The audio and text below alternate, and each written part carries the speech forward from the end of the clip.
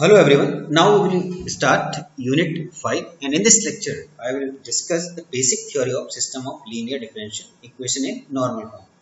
As I already told you, how can we write a system of linear differential equation in normal form. So whenever the equation is given in this form is dx by dt equal to this form and dy by dt equal to this form, then you can say this is the normal form. Here look at this, x and y are functions of t and two variables we have taken.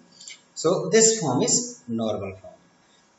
One thing which is to be noted that a11, a12, all these are functions of t, f1, f2, all these are functions of t, and these are basically continuous. Continuous means you can define these values in this interval a to b, where you are going to find the value.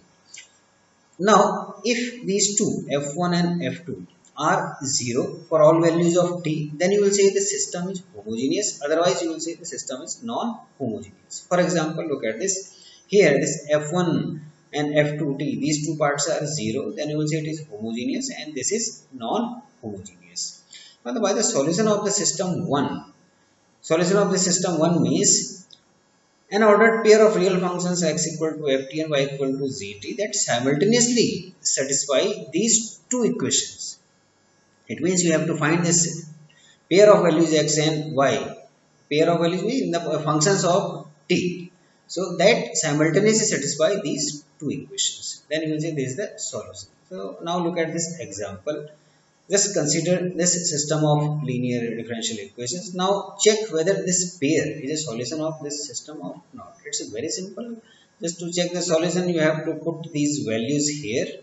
And now look at this d by dt of e raised to power 5t. This is the left hand side of this expression, and here there is the right hand side of this expression, and you can check left hand side equal to right hand side. Similarly, go for this second equation and calculate the left hand side and right hand side. You will see that left hand side equal to right hand side. So you can say that this pair is the solution of this system of linear differential equations.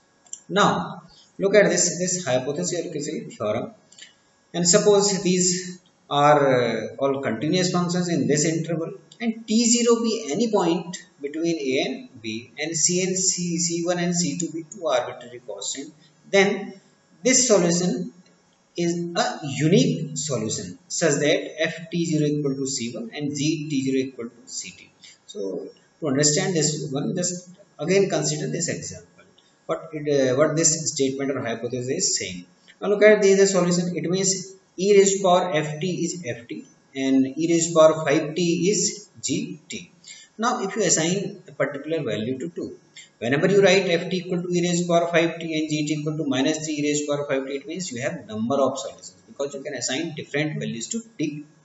But if you assign a particular value to t, say for example t0, for example 2, then this value is e raised to power 10 and this value is minus 3 e raised to power 10.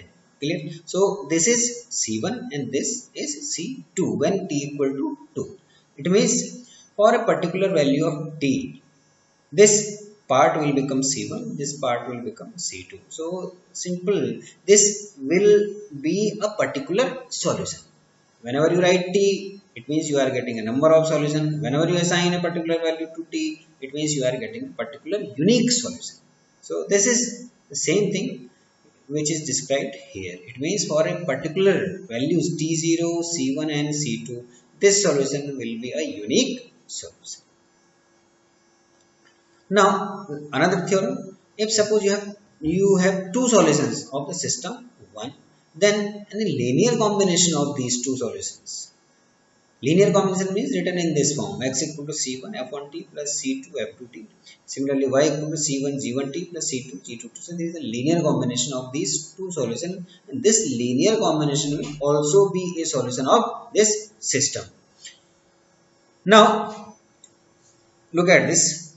This is a system of linear differential equation, and we have two solutions. Now this is the linear combination of these two solutions. Now I am leaving it for you to just like as an exercise to verify it. Assign any values to c1 and c2 and check whether the x and y, whether the two values x and y which you will get after assigning different values to c1 and c2, these two functions x and y are the solution of this system or not. So this is for you to verify. So we will continue this in next lecture. So I hope that you got the concept and now you can check it, and if any problem is there we will discuss it in the live session on Microsoft Teams. Thank you.